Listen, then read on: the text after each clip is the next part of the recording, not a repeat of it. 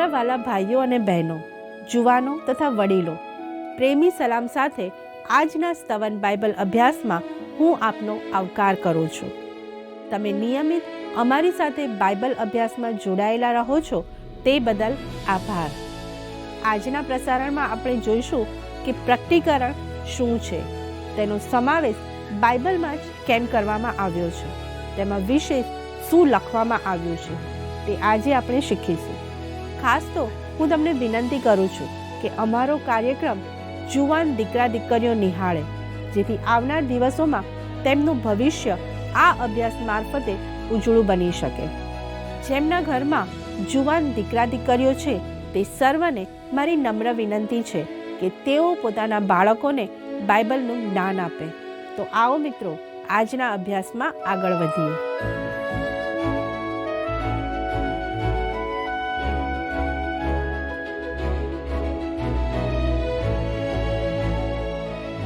નમસ્કાર મિત્રો, આજના સ્તવન કાર્યક્રમમાં હું આપનો આવકાર કરું છું. મિત્રો, પ્રકટીકરણ એટલે શું? ઈશ્વર પ્રેરિત, પ્રકાશિત કરવું કે અર્થઘટન કરવું, એ બાબતો વિશે આપણે આજના કાર્યક્રમમાં અભ્યાસ કરવાના છીએ. મિત્રો, પ્રકટીકરણ એટલે ઈશ્વર જે બોલ્યા અથવા ઈશ્વરે માણસ સાથે જે વાર્તાલાપ કર્યો તે. ઈશ્વરની પ્રેરણા ઈશ્વરના પ્રકટીકરણની ખાતરી આપે છે. પ્રકાશિત થવું તે ઈશ્વરના આત્માના શિક્ષક તરીકેના કાર્ય સાથે જોડાયેલું છે અને તે વાતચીત કરે છે. અર્થઘટન શબ્દ હું અને તમે ઈશ્વરના વચનનો જે અર્થ કરીએ છીએ તેની સાથે સંકળાયેલો છે. મિત્રો, આવો આપણે પ્રકટીકરણ વિશે વિગતવાર માહિતી મેળવીએ. પ્રકટીકરણ એટલે ઈશ્વર બોલ્યા, પ્રભુ આમ કહે છે અને તેના સમાનાર્થી શબ્દો 2500 કરતાં વધુ વાર પવિત્ર શાસ્ત્ર બાઇબલમાં જોવા મળે છે. મિત્રો, ઈશ્વર ઈચ્છતા નથી કે ઈશ્વર જે બોલ્યા તે વિશે તમને કોઈ ગેરસમજ થાય. પવિત્ર શાસ્ત્ર બાઇબલમાંના નવા કરારના વિભાગમાં આવેલા હિબ્રુઓના પત્રના 1 અધ્યાયની 1 અને 2 કલમો જુઓ. તેમાં લખ્યું છે, પ્રાચીન કાળમાં પ્રબોધકો દ્વારા આપણા પૂર્વજોની સાથે દેવ અનેકવાર તથા અનેક પ્રકારે બોલ્યો. તે આ છેલ્લા સમયમાં પુત્ર કે જેને તેણે સઘળાનો વારસ ઠરાવ્યો અને વળી જેના વડે તેણે જગતોને ઉત્પન્ન કર્યા તે દ્વારા આપણી સાથે બોલ્યો. વાલા દર્શક મિત્રો, જ્યારે તમે બે વ્યક્તિઓ જેઓ બુદ્ધિશાળી હોય, જેઓ સમાન ઈચ્છા અને લાગણીઓ ધરાવતા હોય, જેઓ વધતા કે ઓછા પ્રમાણમાં એકબીજા સાથે જોડાયેલા હોય, ત્યારે તેઓ વચ્ચે તમે વાર્તાલાપ થતો જોઈ શકો છો. વહાલાઓ, એકબીજા તરફ વલણ ધરાવતી વ્યક્તિઓ જેઓ એકબીજાથી અલગ છે, જેઓને એકબીજા સાથે સંપર્કમાં રહેવાનું ગમે છે, તેઓ એકબીજાના વાર્તાલાપને સ્વીકારીને આનંદ અનુભવે છે. માણસના હૃદયની આ સહજ લાક્ષણિકતા ટપાલ, ટેલિફોન કે વોટ્સએપ, ફેસબુક ખુલાસો કરે છે. મિત્રો, એકબીજા સાથે વાર્તાલાપ કરે છે. બહાર ગામ ગયેલો પતિ તેની પત્ની સાથે સંપર્કમાં રહે છે. હોસ્ટેલમાં કે છાત્રાલયમાં રહેતો છોકરો કે છોકરી તેના ઘરે રહેલા મા બાપ સાથે સંપર્કમાં રહે છે.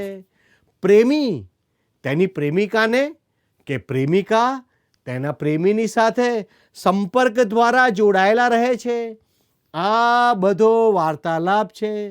ત્યાં હૃદયના ઉદ્ગારો છે. વાલા મિત્રો, જ્યારે હું હેલન કેલર નામની બહેન જે અંધ હતી તેનું વર્ણન વાંચતો હતો ત્યારે હું આશ્ચર્ય પામ્યો.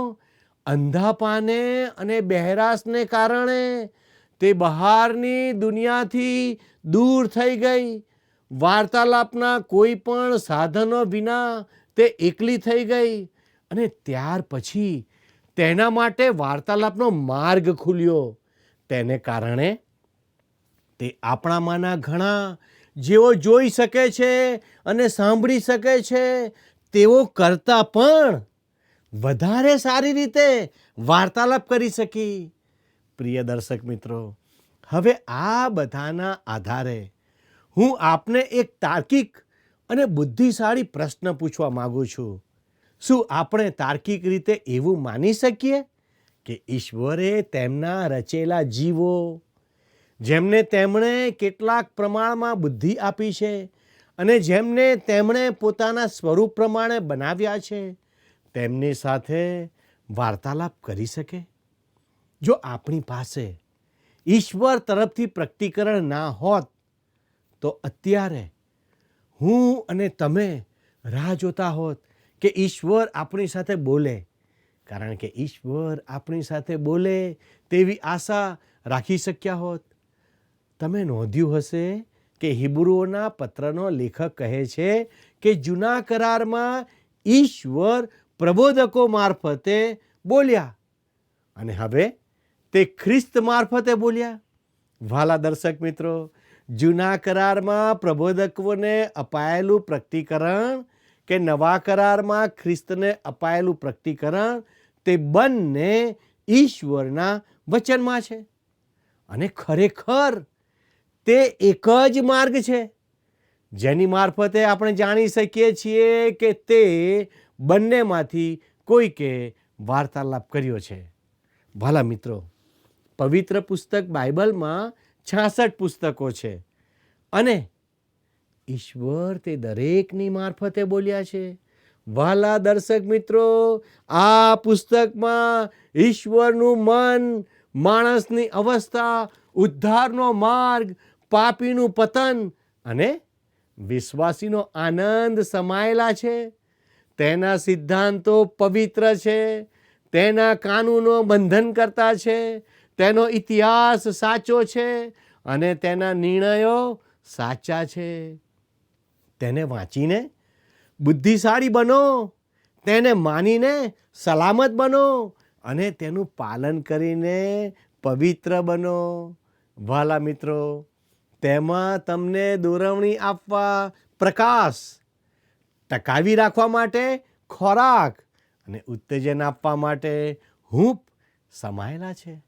તે મુસાફર માટે નકશો, યાત્રી માટે લાકડી, પાયલોટ માટે દિશાસૂચક યંત્ર, સૈનિકની તલવાર અને વિશ્વાસી વ્યક્તિ માટે ચારિત્ર છે. વાલા દર્શક મિત્રો, અહીં સ્વર્ગ પુનઃસ્થાપિત થયું છે, ખુલ્લું થયું છે અને નર્કના દરવાજાનો ખુલાસો કરવામાં આવ્યો છે. ખ્રિસ્ત તેનો મુખ્ય વિષય છે. આપણું હિત તેમની પ્રતિમા છે અને ઈશ્વરનો મહિમા તે અંત છે. વાલા દર્શક મિત્રો, આપણી સ્મરણ શક્તિ તેનાથી ભરાયેલી હોવી જોઈએ.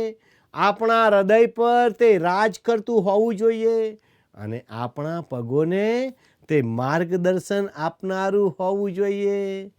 ઈશ્વરના વચનને ધીમેથી, વારંવાર અને પ્રાર્થના સહિત વાંચો.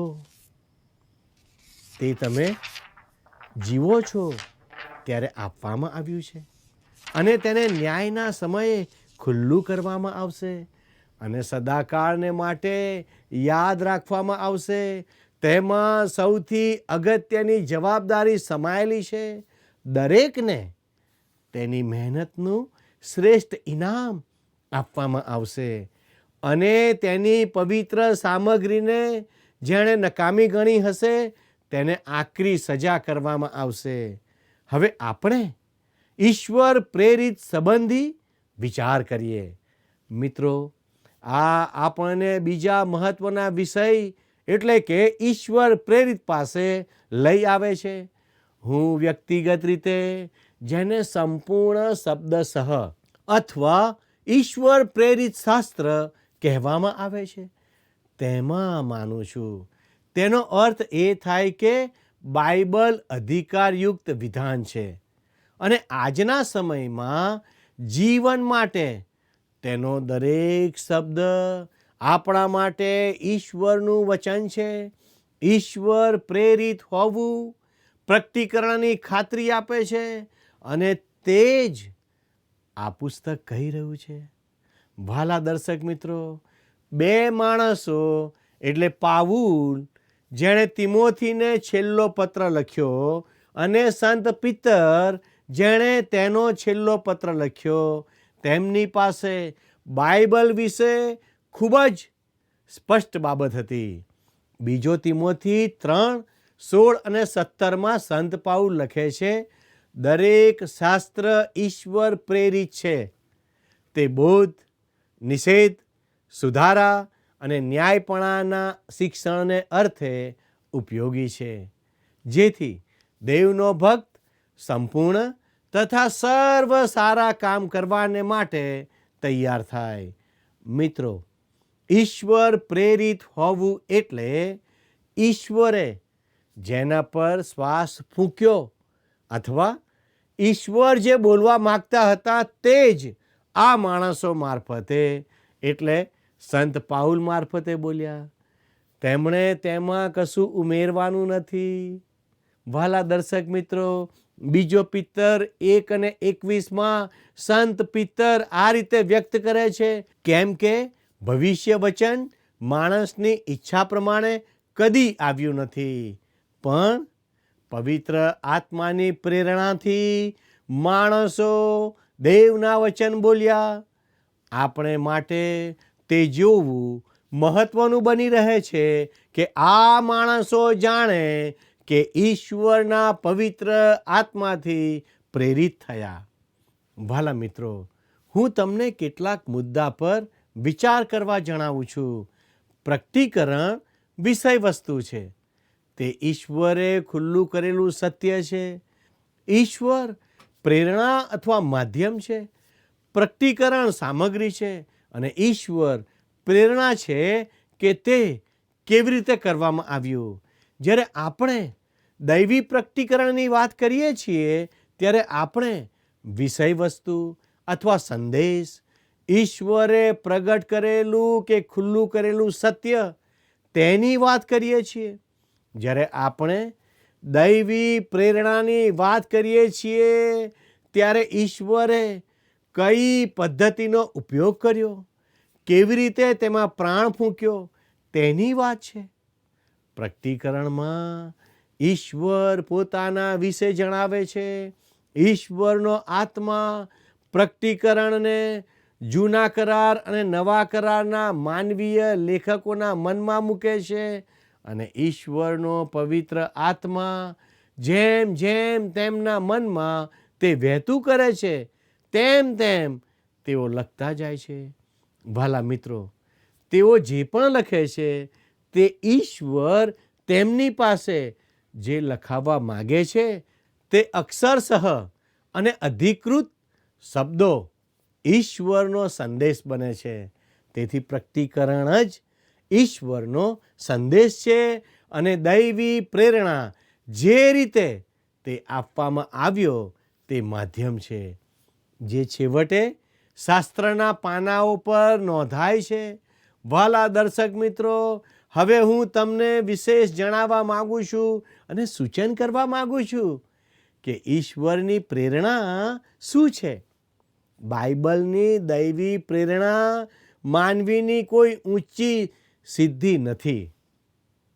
વર્ષોથી દૈવી પ્રેરણાના સિદ્ધાંતના ટીકાકારો રહ્યા છે, પણ ઈશ્વરે દરેક શબ્દને લેખકોના મનમાં મૂક્યો હતો, જેથી પ્રત્યેક શબ્દ ઈશ્વરના મનનો શબ્દ છે.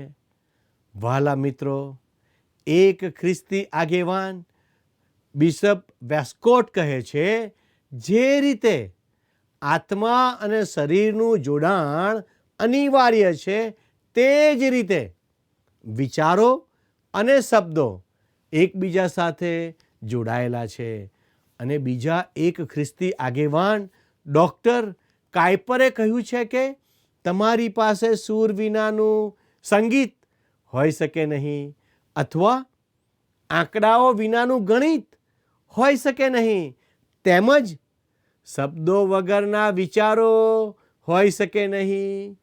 મિત્રો, વિચારો નહીં પણ શબ્દો ઈશ્વર પ્રેરિત છે. એક છોકરીએ એક જાણીતા ઉસ્તાદ પાસેથી સંગીતનું શિક્ષણ લીધું. તેના ઉસ્તાદ તેના સંગીતના કાર્યક્રમમાં હાજર રહ્યા. તેથી તેના ઉસ્તાદની પ્રતિક્રિયા જાણવાને તે ખૂબ ઉત્સુક હતી. તેઓ તેને અભિનંદન પાઠવવા આવ્યા નહીં. તેથી તેણે પોતાના મિત્રને પૂછ્યું કે તે ઉસ્તાદ શું કહેતા હતા. તેના મિત્રએ જવાબ આપ્યો કે તેમણે કહ્યું, સ્વર્ગીય અવાજ સાંભળવા મળ્યો. તે છોકરી આ માની શકી નહીં કે ખરેખર તેના ઉસ્તાદે આવું કહ્યું હશે. તેથી તેણે પૂછપરછ કરી કે શું ખરેખર તેમણે આ જ શબ્દો કહ્યા હતા. તેના મિત્રએ કહ્યું, ના ના, પણ તેનો અર્થ એવો જ થાય. છોકરીએ ભારપૂર્વક કહ્યું, તેમણે જે શબ્દો કહ્યા તે જ શબ્દો મને કહે. તેણે કહ્યું, તેમણે ખરેખર એમ કીધું કે તે આ દુનિયાનો અવાજ ના હોય તેવો હતો. સાચે જ સ્વર્ગીય અવાજ અને આ દુનિયાનો અવાજ, તે બંનેમાં ઘણો તફાવત છે. તેથી ચોક્કસ શબ્દો ખૂબ અગત્યના છે. ખરું ને મિત્રો? વાલાઓ, મારી વાત માનો. પવિત્ર શાસ્ત્રના દરેક શબ્દો ઈશ્વર પ્રેરિત છે. વિચારો નહીં પણ ફક્ત શબ્દો. ઉદાહરણ તરીકે શૈતાનને જુઠ્ઠું બોલવાની પ્રેરણા થઈ ન હતી એમ નહીં, પણ બાઇબલ નોંધે છે કે તે જુઠ્ઠું બોલ્યો હતો. આમ તેના દરેક શબ્દો ઈશ્વર પ્રેરિત છે. અને પ્રભુ ઈસુએ જૂના કરારના ઈશ્વરના વચનોનો ઉપયોગ કરતા વારંવાર કહ્યું, એમ લખેલું છે. ઈશ્વરે જે કહ્યું તે માણસોએ લખ્યું. નિર્ગમનના 20મા અધ્યાયની 1લી કલમમાં મૂસા પ્રબોધકે લખ્યું, અને દેવે આ સર્વ વચનો બોલતા કહ્યું, અને મૂસાએ ઈશ્વરે જે કહ્યું તે પ્રમાણે લખ્યું. વાલા મિત્રો, કોઈકે સૂચવ્યું છે કે ફક્ત લેખકોના વિચારો જ ઈશ્વર પ્રેરિત હતા, એટલે કે ઈશ્વરે તેમના મનમાં ઉમદા વિચારો આપ્યા કે વિચારો રોપ્યા. પ્રથમ પ્રકારનું ઈશ્વર પ્રેરિત હોવું, જેને આપણે કુદરતી અથવા દૈવી પ્રેરણા કહીએ છીએ, જે માનવીય વિદ્વતા છે. બીજા પ્રકારનું ઈશ્વર પ્રેરિત હોવું, જેને આંશિક રીતે ઈશ્વર પ્રેરિત કહેવામાં આવે છે. આ વિચારસરણી એવું સૂચવે છે કે કોઈક તબક્કે ઈશ્વર આ લેખકો પાસે આવ્યા અને તેમને ધાર્મિક વિચારો અને આત્મિક વિચારો આપ્યા, અને તેમને લખવાની સ્વતંત્રતા આપવામાં આવી. આ અક્ષરશઃ દૈવી પ્રેરણાનો નકાર છે. જો આ સાચું હોય તો આપણે વચનોના ખુલાસાઓ પાછળ સમય વેડફી રહ્યા છીએ, કેમ કે શબ્દો વિશે કોઈ પ્રશ્ન નથી. સંદેશ તો શબ્દોમાં છે. શબ્દો સિવાય બીજો કોઈ સંદેશ નથી. શબ્દો સિવાય બીજી કોઈ દૈવી પ્રેરણા નથી. જૂના કરારમાં 3800 કરતાં વધારે વાર આપણને પ્રભુ આમ કહે છે, પ્રભુનું વચન મારી પાસે આવ્યું છે. ઈશ્વરે કહ્યું જેવા શબ્દો જોવા મળે છે, એટલે કે તે શબ્દો છે. કોઈ પણ જગ્યાએ શબ્દવિહીન વિચારો જેવી બાબત નથી. પ્રિય દર્શક મિત્રો, જ્યારે મૂસાએ પ્રભુની સેવા કરવાની ના પાડી, ત્યારે તેમણે કહ્યું, હું બીજું કશું કરીશ, કેમ કે હું બોલવામાં ધીમો છું. ઈશ્વરે તેમ ના કહ્યું કે હું તને બહુ બધા વિચારો આપીશ અને પછી તું તને ફાવે તે રીતે વાર્તાલાપ કરજે. ઈશ્વરે એમ પણ ના કહ્યું કે હું તારા મનની સાથે રહીશ. ઈશ્વરે તેને કહ્યું હું તારા મુખ સાથે હોઈશ ને તારે શું કહેવું તે હું તને શીખવીશ. તે દર્શાવે છે કે 40 વર્ષ પછી મૂસાએ શા માટે પૂર્ણ નિયમના પુસ્તકના 4થા અધ્યાયની 2જી કલમમાં ઇસ્રાયેલને આ પ્રમાણે કહ્યું, જે વચન હું તને ફરમાવું છું તેમાં તમારે કંઈ ઉમેરો કરવો નહીં, તેમજ તેમાં તમારે કંઈ ઘટાડો કરવો નહીં, એ માટે કે યહોવા તમારા દેવની જે આજ્ઞાઓ હું તમને ફરમાવું છું તે તમે પાળો. તેનો અર્થ કે જે મેં તમને ફરમાવ્યું છે તેને બદલશો નહીં, કેમ કે તે ઈશ્વર તરફથી આવેલું છે. વહાલા મિત્રો, આપણે નિશ્ચિત છીએ કે આપણી પાસે જે છે તે જેટલું શક્ય હોય તેટલું મૂળ હસ્તપ્રતોની નજીક છે અને હું હસ્તાક્ષરો શબ્દસહ ઈશ્વર પ્રેરિત હોવામાં માનું છું. 2જી સદીના ધર્મપિતૃઓમાંના એક ઇરેનિયસ નામના વ્યક્તિ આવું લખે છે, શાસ્ત્રો ખરેખર એટલા સચોટ છે, જે વચનો ખરેખર ઈશ્વરનો આત્મા બોલ્યો હતો. 5મી સદીમાં થઈ ગયેલા સંત ઓગસ્ટીને આવું વિધાન કર્યું છે કે તેથી ચાલો આપણે પોતાને સમર્પિત કરીએ અને પવિત્ર શાસ્ત્રની સત્તાને આધીન થઈએ, જે ના તો ભૂલ કરે છે ના તો છેતરપિંડી કરે છે.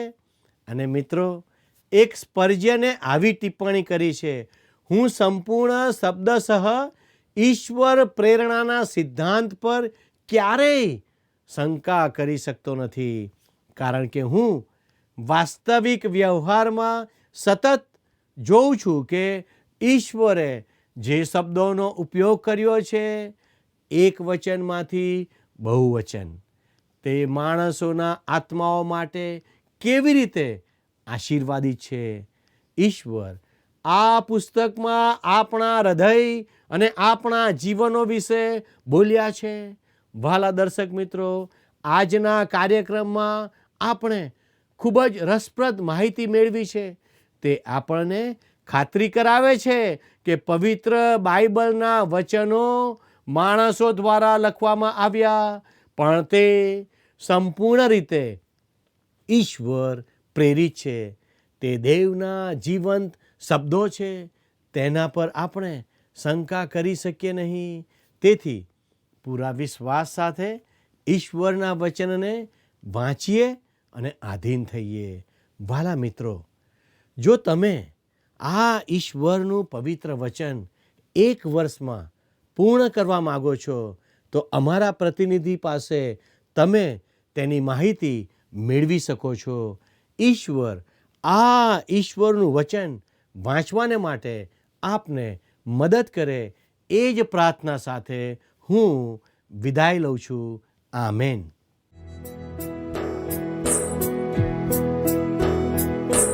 ઈસુ તારે કાજે અમે સર્વદા જીવીશું. ઈસુ તારે કાજે, તારે કાજે, તારે કાજે અમે જીવીશું. તારે કાજે, તારે કાજે અમે જીવીશું. ઈસુ તારે કાજે અમે સર્વદા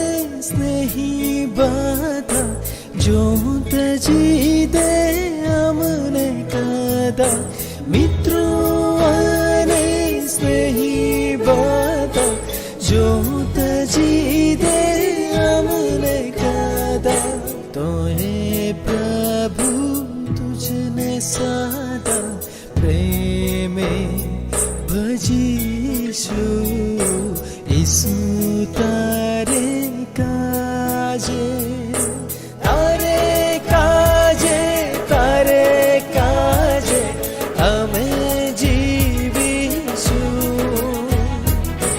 તારે કાજે અમે જીવીશું ઈસુ તારે કાજે અમે સર્વદા જીવીશું ઈસુ તારે કાજે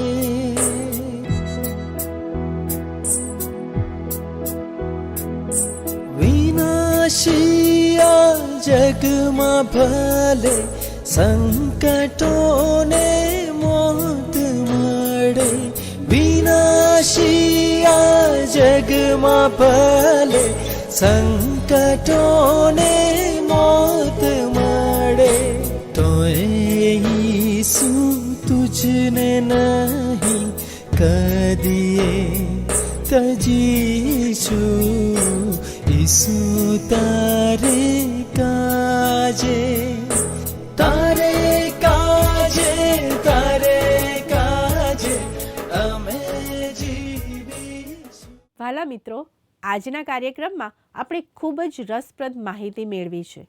તે આપણને ખાતરી કરાવે છે કે પવિત્ર બાઇબલના વચનો માણસો દ્વારા લખવામાં આવ્યા, પણ તે સંપૂર્ણ રીતે ઈશ્વર પ્રેરિત છે. તે દેવના જીવંત શબ્દો છે. તેના પર આપણે શંકા કરીએ નહીં. તેથી પૂરા વિશ્વાસ સાથે ઈશ્વરના વચનને વાંચીએ અને આધીન થઈએ. ઈશ્વર આપણને તેમ કરવા સહાય કરે. મિત્રો, જો આજનો બાઇબલ અભ્યાસ આપને ગમ્યો છે અને ખરેખર ઈશ્વરે તમારી સાથે વાત કરી છે, તો તમે અમારો સંપર્ક કરી શકો છો. તે માટે અમારો ફોન નંબર છે 94 29 37 56 10. આ નંબર પર આપ મિસ કોલ અથવા તો વોટ્સઅપ મેસેજ કરીને તમારા પ્રતિભાવો અમને જણાવશો તો અમને આનંદ થશે. મિત્રો, આજનો પ્રશ્ન છે, આજના પાઠમાં કયા પુસ્તકનો ખુલાસો કરવામાં આવ્યો છે? એ. પ્રકટીકરણ, બી. કલોસી, સી. ઉત્પત્તિ, ડી. રાજાઓ. મિત્રો, ગત પ્રશ્નનો જવાબ છે બી. મીખા. મિત્રો, અમારા આજના પ્રશ્નનો જવાબ અમને ઝડપથી મોકલી આપશો. જો આપ દરરોજ સાચા જવાબો અમને મોકલશો તો આપનું નામ વિજેતાઓની યાદીમાં જાહેર કરવામાં આવશે. આભાર. શું તમને આ કાર્યક્રમ ગમ્યો? અત્યારે જ અમને મિસ કોલ કરો.